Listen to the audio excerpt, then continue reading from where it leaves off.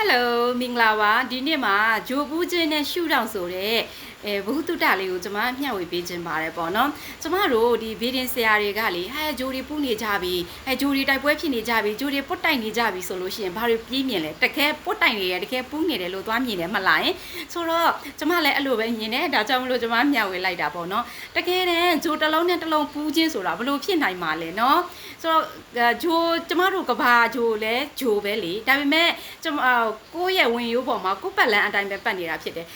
ထို့အပြင်ဒီတခြားသောအသီးသီးသောဂျိုတွေလည်းပဲသူ့ရဲ့ဂျိုဝင်ရိုးပေါ်မှာပဲသူ့ရဲ့ကိုယ်ပိုင်ပတ်လန်းမှာပဲပတ်နေကြဖြစ်တယ်နော်တခြားဂျိုကိုသွားပြီးတော့သွားလုံးပလိုက်တာမျိုးသွားပြီးတော့တိုက်ခိုက်လိုက်တာမျိုးမရှိပါဘူးပေါ့နော်ဆိုတော့ဘာဖြစ်လို့အဲဆိုရင်ဂျိုဘူးတယ်လို့ခေါ်တာလဲဆိုရင်ဒါဒီ perspective shoot out နဲ့ဆိုင်ပါတယ်ကျမတို့ဒီကဘာရဲ့ကဘာဂျိုသားဖြစ်တယ်ဒီ astro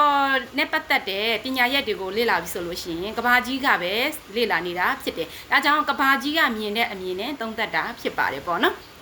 ဆိုရင်ဥပမာပြောရမယ်ဆိုလို့ရှိရင်တနင်္လာကသူ့ရဲ့ဝင်ရိုးအတိုင်းသူ့ပတ်လန်းအတိုင်းလာတယ်ကြာတပတိကလည်းသူ့ပတ်လန်းအတိုင်းသူလာနေတာဖြစ်တယ်အဲ့ဒီချိန်မှာကဘာကကြည့်တဲ့အခါမှာသူတို့ကိုတဒန်းနဲ့မြင်ရတယ်ဆိုပါစို့အဲ့မှာတဒန်းနဲ့ဖြစ်နေတဲ့အချိန်ကဘာကကြည့်လိုက်တဲ့အခါမှာသူဂျိုနှလုံးတီထပ်နေတဲ့တဒန်းကိုမြင်ရတယ်ဒါ perspective တစ်ခုဖြစ်တယ်ဆိုတော့ဂျိုနှလုံးထပ်တဲ့အခါမြင်ရတဲ့အခါမှာဂျိုရဲ့အယောင်ပြောင်းမှုတွေကိုပါအဲ့ထပ်နေတဲ့နေရာဒီတနင်္လာဂျိုရဲ့ကိုယ်ပိုင်အယောင်လဲကိုယ်ပိုင်အယောင်တိတိကျကျမမြင်ရတော့ဘူးကြာတပတိဂျိုရဲ့ကိုယ်ပိုင်အလင်ကလည်းဒါကြာတပတိဂျိုရဲ့အယောင်ပဲဆိုတာတိတိကျကျမမြင်ရတော့ပဲရောရှက်တဲ့အယောင်တစ်ခုကိုဖြစ်သွားစေတယ်ပေါ့နော်အဲ့ဒီအခါမှာကျမတို့ရဲ့ perspective အတိုင်းကြာတပတိရဲ့အားကိုဒီလိုမဟုတ်တော့ဘူးတနင်္ဂနွေနဲ့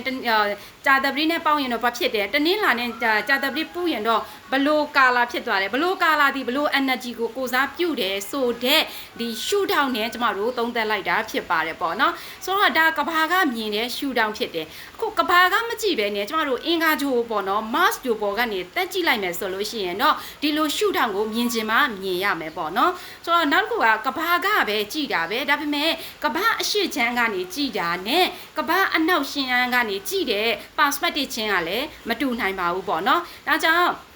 အဲ့ဒါဆိုရင်ဘလို့တက်ရောက်လဲဆိုရင်ဒီ perspective ကအရေးမကြီးဘူးလားဆိုတာဒီ perspective ဒီလူဘဝတစ်ဘဝလုံးကိုတက်ရောက်မှုရှိတယ်အကျိုးပေးတယ်เนาะဆိုတော့ဘဝမှာကိုမြင်တဲ့ perspective ဒီကိုဘဝကိုဖန်တီးခြင်းဖြစ်ပါတယ်ပေါ့နော်ဒါကြောင့်မလို့တခါတလေမှာဒီ perspective အတိုင်းကိုကဒီလိုမြင်တယ်ပဲမဲ့နောက်တစ်ယောက်ဒီ perspective အတိုင်းမြင်ခြင်းမှမြင်ပါမယ်ဒါကြောင့်မလို့ပေါ့နော်တော့ငါမှန်ရင် तू မှားတယ်ဆိုတဲ့အမြင်လေးကိုလည်းလျှော့စေခြင်းနဲ့အရာတိုင်းဒီ perspective ပေါ်မှာပဲသုံးသပ်နေတာဖြစ်ပါတယ်ကျေးဇူးပါရှင်